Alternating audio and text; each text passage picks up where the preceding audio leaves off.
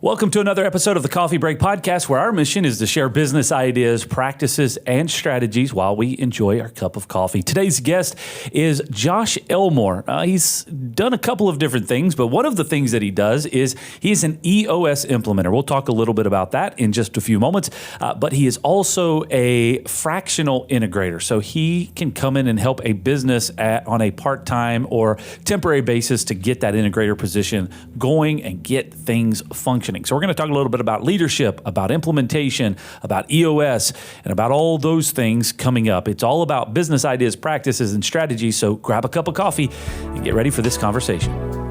We got so much to say. We got a podcast to make. We're sipping on lattes, and it's time for a coffee break. It's time for a coffee break. Oh, yeah. All right, Josh, welcome to the podcast. So cool thing is you have been a listener of the podcast, a promoter of the podcast, and now you're a guest of the podcast. So that's surreal. And Christmas came early this year. I mean, it's really something to be a guest on the Coffee Break Podcast. It's going to go on my next business card. I mean, most definitely. So thank you for being here today. You come recommended and a connection point for several other guests that have been on. Eileen Stevens, who did a fantastic. Let me tell you what, when Eileen was here, and this is a good reference for anybody that's listening to this right now, you should go back and find that podcast. Or there's actually two podcast episodes where she did the culture index and kind of basically just came in here and read our diaries. Souls. Oh, man. She took you into deep water. It was crazy. At the end of the recording, there were 4 or 5 of our people from our leadership team that actually took the index. We're all standing around, and she was just kind of, reading everybody out, and they were just like, whoa, who is this lady? Yeah. She's got a crystal ball somewhere. Exactly. Snakes, something's going on. It's not right. Yeah, one guy was like, who is this lady, and how does she know all this information? But anyway, it's very good, and a very intriguing service that I think we're actually in the process of figuring out how to get that functioning in our business, because that's something we want to do. But anyways, she recommended you. You also are connected with Kurt Graves, who has been a longtime friend of the podcast and a great friend of mine as well. So very cool. So thank you for being here today. Thanks for having me. All right. So first of all, we have to do rapid fire, randomly selected questions just to get under your skin with unknown point values. And you because you've heard the podcast before, then you're probably a little better prepared than most, but I doubt it. We'll go. All right? You ready? I'm ready to go. If you could be in any movie, what would it be and what character would you play? Oh, man. Rocky 3, and it'd have to be Rocky. I mean, yeah, that would... Why would you want to be anybody else? How could you want to be anybody else? All that training, Yeah. Go against Clubber Lang. I think that'd be legit. There you go. If you could choose, number 2, if you could choose any age to be at for the rest of your life, basically stick it in age for the rest of your life, what would it be and why? I think it'd be, I'm 37, it'd be 37. Really? Yeah, life is awesome. Just be stuck at 37. Yeah. Life keeps getting better, so I might as well just go ahead and stick with the top of my game if I got to choose one age. 83? Stay at 83 for the rest of my life? That's what year you were born? Yeah. 83 is a good year. Nice. All right. Let's see here. If you could magically become fluent in any language, what would it be? Japanese. Yeah, it would definitely be Japanese. I'll bring you behind the door a little bit on my nerd. I nerd out on anime a good bit, so I wouldn't have to read subtitles anymore. I'd just be able to watch. It would save so much time. All right, if that's the reason for it. I mean, I would just want to go so I could order Japanese food in a Japanese blow some restaurant. people's minds, see what happens when you order sushi in Japanese. So there's a couple of videos. This is total sidetrack, but there's a couple of videos that I've seen, and I don't remember what format it was on. It was probably either Instagram or YouTube, but there's this guy that is fluent in Chinese. I've seen these. Yep. Yeah, he goes and speaks perfect Mandarin to people and just blows their minds. Yeah. That would be all great. Over that. Definitely not me. So number 4, what's the worst job you ever had? Ooh, man. Worst job might be the first job I ever had when I was a teenager and I was just pouring concrete all summer. Okay. That was brutal. Really? Absolutely brutal. Just hauling. I feel like I got pretty strong from it, but I was just hauling bags of concrete up and down hills, mixing concrete, getting concrete everywhere. my life was concrete. I felt like for a whole summer. Well, but it's a good skill to learn. I know, I agree. It was good. It's probably still the worst one I had, though. Yeah, I've known several people that have either been in the concrete business or been around it, and it seems like it's a very transferable skill. Just of the understanding of it, it's like a lot of things that you can do in any type of building environment. Having at least the knowledge of working with concrete is something. So, well, it's very good at transferring skin off of your body when it dries. Yeah. I've never had that experience. No, I hope you don't have to. All right, last question, number 5. Favorite book and why? Right now, I read a lot. Right now, so this year, how about this year? Can I give you this year? I don't know if I can pick one favorite. You can set the rules for it. Okay. You know this is very made up on the spot. Right, so figure it out as we go.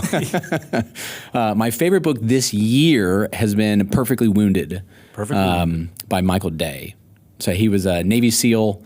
It's his life story. He was shot 27 times at once and blown up by a grenade and survived and killed all the guys that did all that to him and everybody else in his platoon. Dude, so he was in the Rocky movie.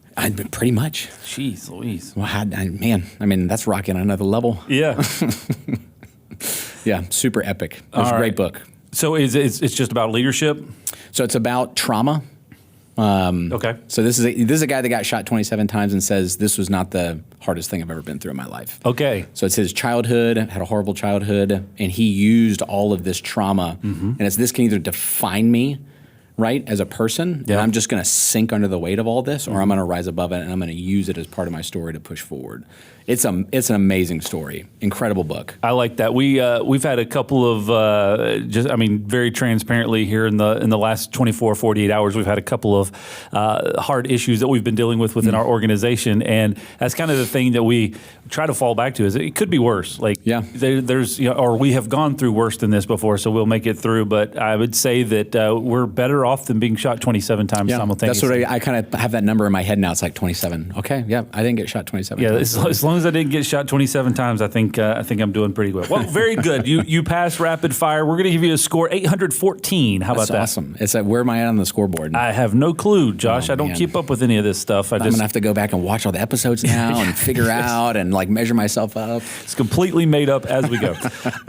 Very cool. All right, so let's kind of jump into some of the conversation here. So in my deep dive on your background, I looked at your Instagram, your LinkedIn, all this stuff. Yeah, that's good. That's my life out there. So transferring the concrete over, it seems like you're big into lifting weights and throwing those types of things around. Was that a good leading point for you? That'd be accurate. Yeah, that'd be accurate. I found fitness in my freshman year of high school. So when I started high school, I was 97 pounds. Wow. Soaking wet. Yeah. I started wrestling and would weigh in with all my clothes on for 103. Right. So I was the kid that was picked on all through middle school and came into high school at just, skin and bones. 97 pounds. 97 pounds. Yeah. I'm almost 100 pounds heavier than that now. Yeah. Which is pretty bananas. But we had a family friend that gave me a Bill Phillips. It was a supplement line called Body for Life. Okay. And it was just on VHS, right? So gave me this video. I watched it and fell in love with bodybuilding because it was basically this 2-hour commercial for a supplement line. Yep. But it was interviewing all these people in this contest, and that video I watched it one Saturday afternoon, just totally changed my life because I started lifting weights the very next. Had no idea what I was doing. Yeah. But just started lifting stuff, trying to change my body the very next day. And you just stuck with it all this time. Yeah. Very cool. Yeah. That's impressive. It's neat to see somebody that grab a hold of something and just stick with it, long term, and it's been transformational. I can't 97 pounds going into high school. I'm just kind of stuck with that. Okay, so you'll get past it. Yeah. So while I was looking at your Instagram, you had recently posted something. I guess it was a while back about General Bruce Clark's thoughts on leadership. Yep. There were some interesting things on that, so I don't want to completely unpack it. But what are your overall thoughts on this? Because I would also encourage people to go check out your Instagram at the Josh Elmore. That's the thing, at the Josh Elmore, because there's only one. Or at least everything else was already taken. Yeah. So I was like, well, that's memorable, and it's on all the platforms. So there you go. So check that out and kind of read that post. But tell me a little bit about your thoughts on what you posted there. Yeah, General. It's a free PDF that you can go and download and pull. But man, that was awesome. He has a book that I was trying to find, and I couldn't find it because it's out of print. But they're supposed to be spinning it up, I think, next year. So while I was looking for the book, came across that PDF and pulled it out, and it's incredible. I think the lessons, I love learning, particularly leadership lessons, from those that had to learn those lessons with the ultimate price, right, in blood. Yep. And with the ultimate stakes that are kind of up there. So I think those are the sharpest leadership lessons that other leaders can learn from, as far as kind of mentors and looking for things can go, or people that have served, right, and have paid that price, or had guys that have paid that price, or made decisions that have resulted in people, paying the ultimate price. So that PDF, seeing a guy that was, basically career military, and just seeing his thoughts on leadership and what it takes to be a leader, what are the qualities of a leader, and his stories behind him are just, they'll blow your mind. He has he tells one story of one of the aspects of a leader is just conscientiousness. Okay. And tells a story about him. He went and gave an order to say, hey, we need to capture, Vietnam was winding down, or it was Korean War. It was winding down. He said, we need a POW. We need to go capture somebody alive so that we can start asking them questions and interrogate them. And he did this to Korean soldiers through a translator. So not even U.S. soldiers. Gotcha. And this Korean soldier leader goes out, captures somebody, takes his helmet and his vest off, puts it on the enemy soldier, and they're getting mortared, right? They're in firefights, and he's running back with all these guys, and they capture this guy alive. Yeah. And he looks at this guy, and he's like, where did you get this equipment? And he's like, well, it was my equipment. Yeah. And it's like, that's a leader. That's a guy. Gotcha. That's a guy that's conscientious of the mission. Captured a guy and then protected him to get him back. And didn't take his guy. It's like, he didn't reach over to one of his soldiers. He's like, give me your stuff. I'm going to put it on this guy. Give me your helmet. Right. I don't like you very much. It's very much the leaders eat last philosophy. So there is one point on here that I do want to bring out, and I think this will kind of take us to the conversation that we'll get to today. There are no poor companies in the Army. Only poor company commanders. Commanders. Yeah, love that. Right. There's no poor teams, only poor team leadership. Love that point. All right, so let's talk about leadership. Let's talk about talk about organizational leadership. So you have been, as we were talking about before we started recording, EOS implementer, but also just helping people implement into their business. So first of all, high level, we've talked about EOS. Neil McLean has been on here before talking about EOS. So just kind of a shout out to Neil.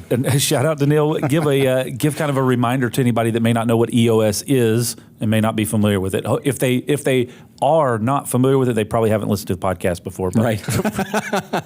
Good to know. Yeah. So EOS is just systems and tools to run your business on and scale it, right? So it can run without you at the end of the day. So book, Traction, guy Gino Wickman put the system together, and you can literally just pick up that book, start reading it, start putting some of the tools in place in your business, and you're going to get some value from it for sure. So inside of that, the Traction philosophy and the EOS philosophy, there is Visionary and Integrator inside of a business. Now, the hard thing comes down to is, and what I've kind of seen and had conversation with folks before is, there may be a Visionary that's also an Integrator. There's so many variables of this, right? It could be a Visionary that's also an Integrator, and typically they're better at one or the other. Sure, they suck at both, but they're going to be one or the other. Or the business may have a Visionary and not an Integrator, or it may just be an Integrator and they get lost in vision, right? So how does that play into what you do or how you help people with that process? Sure. No, I think you're right. Having somebody that can sit in both of those seats that's a unicorn, right? Let's go out and go find a unicorn. Yeah. Incredibly rare to have somebody like that. But so for the most part, in 90% of the cases, it's a Visionary that has started a business and they're looking for an Integrator. And it's a 10-to-1 kind of ratio out there is what EOS would tell you. For every 10 Visionaries, there's probably one Integrator kind of out there in the marketplace. So it's that Visionary is here's where we're going, and the Integrators, here's how we're going to get there. And they're both entrepreneurs. That's one of the things that I think is misunderstood about that relationship is they're both entrepreneurs, right? You'll find a lot of Integrators out there, but they're in franchise models they're in a just go execute. Yeah. Right? Like we've kind of figured it all out. We just need somebody that can go out there and execute really, really well. Sure. So you'll find them, but they're already out there being successful. Yep. So usually you want to try to find them, those diamonds in the rough in your organization. Gotcha. You can pull up into those integrator roles. But one, we're already busy, right? As entrepreneurs, we're already stretched thin. We've already got a ton of different things going on. And then what does that look like in the first place? And so I come in as a fractional integrator. So I work with the visionary and I work with the leadership team, sometimes even just to build the leadership team because they don't even have that in place yet. And I'll sit in that integrator seat and say it's part-time, it's full focus, and it's big impact for those companies. So I'll sit in that integrator seat, take those accountabilities on. So I'm going to make sure the P&L's on track. I'm going to stay on the same page with the visionary, make sure I have a healthy leadership team, EOS is happening in the company, helping them through just all 6 key components of their business in EOS, just help them grow. Yeah. Can you copy this key? That's a question we get asked about 3,422 times a year. And how can you actually be sure that the person who asked that question is supposed to get a copy of that key? Well, we think you should always know who can copy your keys to your business and your home, because it could be your neighbor, an old employee, a contractor, or even worse, your mother-in-law. At Loc-Doc Security, we believe in protected key systems, so you always know who has a copy of your key. To find out more, visit locdoc.net or stop by our Charlotte location. Loc-Doc Security, helping you protect your people and your property.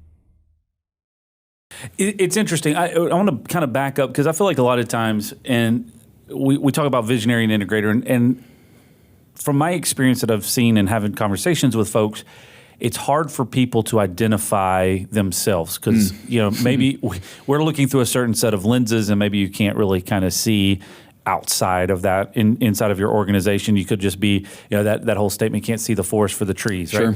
So what are the characteristics that you would classify for the visionary, for integrator? And so if somebody's listening to this and they're going in their business going, I don't know where I land in that, I'm just wearing all the hats. Right. Right. How would you, what are some characteristics that you could kind of filter through to see where you fall? Sure. No, and I think the biggest thing there is just awareness, right? So just personal awareness. It's like, hey, what am I good at? What am I not good at? There's plenty of tools to kind of help with that. Like, again, we'll go back to Eileen. So it's knowing that it's like, hey, this is my profile. Like, this is kind of what I'm good at. This is what I'm not good at. And knowing that, because part of that relationship is like you're looking for your puzzle piece. Sure. Right? So not every visionary is going to fit with every integrator and vice versa. So in Culture Index, like I'm a trailblazer, right? So a low A, there's probably some profiles out there that I wouldn't jive with too well. Sure. Because I'm going to want to move fast. Yep. I'm going to want to make all these big things happen. And if they're kind of dialed in and not wanting to let go, then this probably just isn't going to be super successful long term. Yeah. Right? Let me get somebody in here that's a little bit better of a profile for you. So it's kind of a case by case sort of basis, but I think it all starts with that self-awareness of the visionary to say, hey, like, do you really want to let go at the end of the day as a visionary? Like, do you want to just be a genius with 1,000 helpers and kind of the good to great sort of concept? And if you do, that's fine. Yeah. It's your business. Yeah. Right? If you want to make all the decisions and, work 80, 100-hour weeks and be dialed into the details because that's just what you want to do, then just own it. And say, hey, this is what I want to do. And it's like, okay, well, you don't need an integrator. Yeah. Right? Because you're going to sit in that seat yourself. But to really get synced up with the visionary to say, what do you want to, do you want to let go? Do you want to raise up leaders inside of your company? That's really hard. Yeah. Especially if you're the founder and you've kind of built this thing up and you're going to have to start letting go of stuff. Yeah. And if you're not ready for that, then you're probably not really ready for an integrator to come in and help you start scaling and working with this thing. Gotcha. So once you've decided that and said, I need help in this area, so you either are hiring somebody to come in and take that position, or maybe it's, they reach out to somebody like you that says, okay, come in here and show me what a good integrator looks like, how this process should work, and help to craft this role so that we can put somebody in here permanently, so it could even be like a bridge. Yeah. So a lot of that, most of the time, I try to set the expectation of, if things go really well, I might come in and work with a company for 2 years. Okay. And then we've either brought somebody in full time, they're going to want to bring me in full time, or we've identified somebody in the company that can rise up into that seat. Gotcha. And then in that space of 2 years, then I'm going to mentor them and get them ready for that. Sure. And they might even just stay plugged in and, hey, I'll just help you guys stay on the same page for maybe another 6 months or so. Here's one of my questions on this, because I don't know. the way that I look at things a lot of times is why subcontract somebody to do something that you could kind of do in-house together. So if I'm thinking that way, or maybe somebody else is thinking that way, what are the benefits of having a fractional integrator come in versus just saying, bite the bullet and get it done? From an owner standpoint, why, because I'm just calculating it in my head, and I can see there's benefits to both sides. But from your experience, what's the pro versus the con of doing it that way? Sure. And a lot of that is, I'm sure it's kind of similar. It's like, well, why don't we just install our own door locks? Sure. Yeah. Right? We can do this. I got a screwdriver. We can plug in Cat 5 cables. It's fine. And it's well, if you bring us in as experts, you're going to be set up for so much more long-term success, right? So what you're doing today, if you just want to kind of figure it out on your own, you're just treading water. Yeah. You're going to sustain. And again, it goes back to that vision piece. So it's where, what does that 3-year picture look like and 10-year target look like for your business? And to know that if you want to really get traction towards this thing, that integrator seat is so pivotal, particularly for EOS-run businesses, that you need to get that right. Yeah. Because if you don't get that right, then this whole thing is just, you're not going to get to where you want to go at the end of the day. Sure. So pull in somebody to help coach you, lead you, sit in that seat for a while, figure out what it looks like for your business and for you as a visionary and for your leadership team, and then have that person help you to find whatever that permanent solution looks like for your business. Gotcha. And then based off of either where the business is situated or where they're trying to go, then that's going to determine how much time it's going to be invested in from your standpoint to be involved. Sure. Yep. And then it's also the financial piece of it, right? So it's why are you're going to take on this massive expense for an integrator? Might have to give away equity, might have to do some of this other stuff. And it's that's just a massive commitment to make right out of the gate. And it's well, just try it for a while. Yeah. Right? See if this is actually something that you think is going to bring that much benefit to you long term. Yep. And then if it is, then you can then you can go and try to bite the bullet and find that more permanent solution. Gotcha. Okay. So moving on to things that you see typically in businesses when you walk into that position and you go, okay, these things are struggle points. This is some stuff that I need to address quickly and effectively so that we can make things happen. Because I'm going to imagine that when somebody brings you in, it's not because things are all rosy and going well. So what are the things that are kind of sideways that you have to get on top of quickly? Yeah. There's 3 consistent issues: people, and people. Yeah.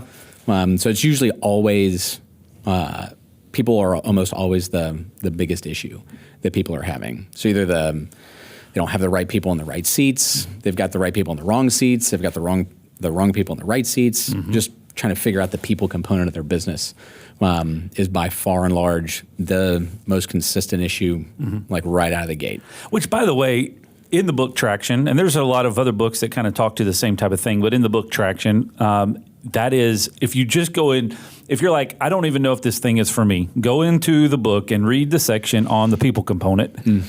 And you will quickly go, oh, gotcha. I think we got maybe 10 more years of that, and then Elon Musk will have us all with robots, exactly doing everything in our business. But we still got a while to go before that happens. Yes. So people. How do you start addressing kind of this is the assessment. This is what's going on here, and this is what the changes that need to be made. Yep. So the one of the first tools there, again, the 6 key components of EOS, they all have kind of tools with them, right? Yeah. So I want to see what your vision looks like for the company. So, show me your BTO. What are you guys doing here? But the big one is the accountability chart, of course. So this is, what seats, kind of how does your business function? What seats are in the business and who's sitting in them today? And how are they doing? Right? So starting with that sort of framework gives a ton of perspective on how things are working and how things are moving in the business today.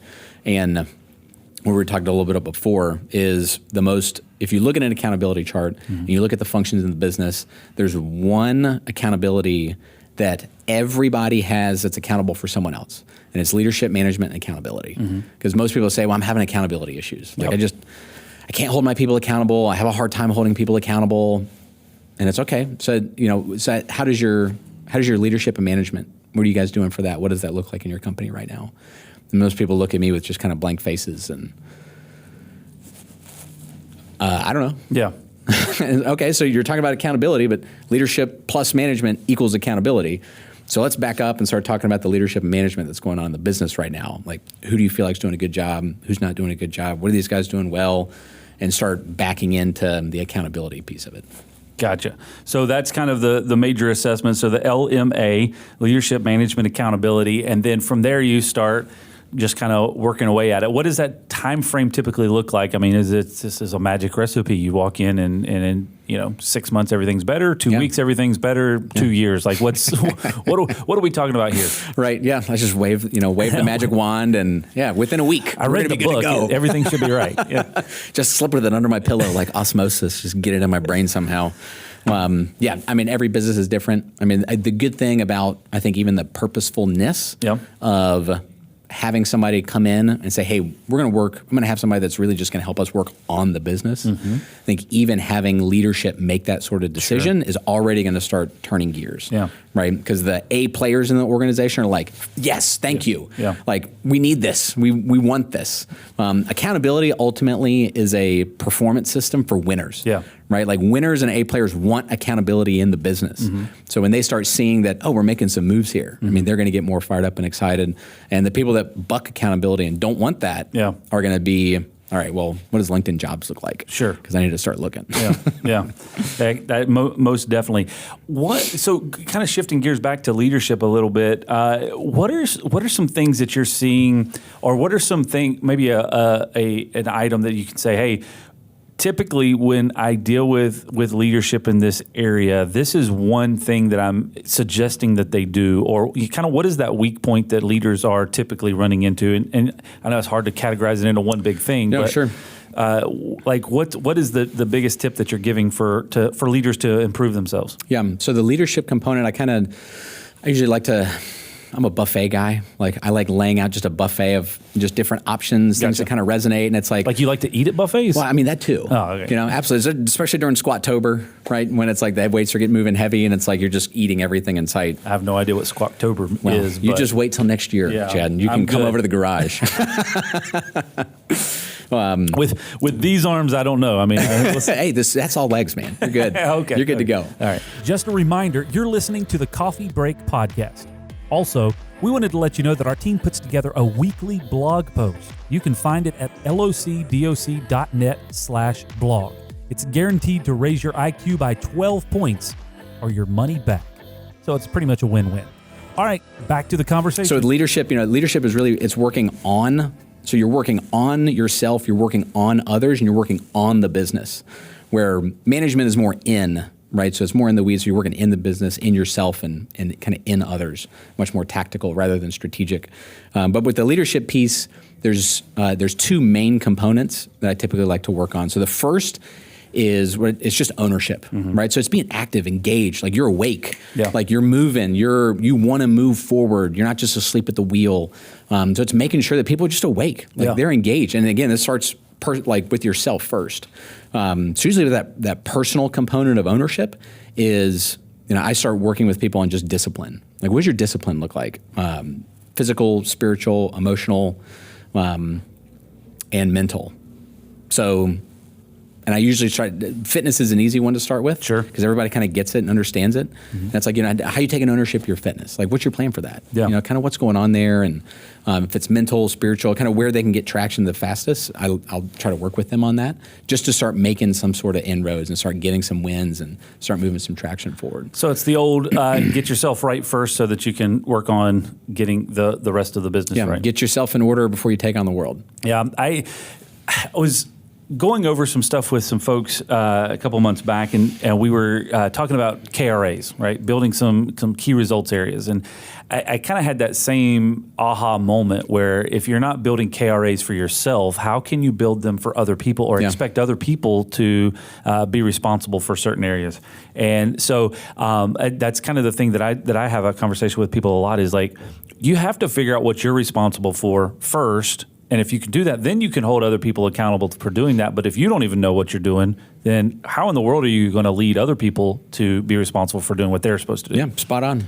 No, 100%.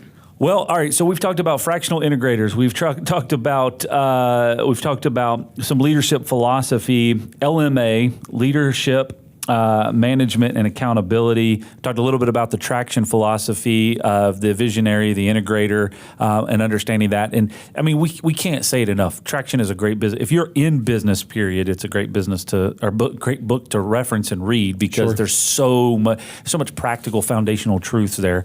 What else? What else are you seeing that businesses are struggling with right now? I mean, we're at the start of a brand new year, right? And we're coming out of a really, really rough patch. For a lot of industries, 2020 was not great. For others, it was amazing. Gangbusters. So now we're kind of, nobody really knows what 2021 is going to look like at this point. It's a 50-50 shot. At some point in time, hopefully things are going to start improving, but not immediately. It's not like we pull the calendar on 2021 and hey, it's all fixed. It's that We're magic done. thing, right? Yeah. So what is your advice for people as they go into a brand new year after maybe having their tails whooped a little bit last year that you could leave with people?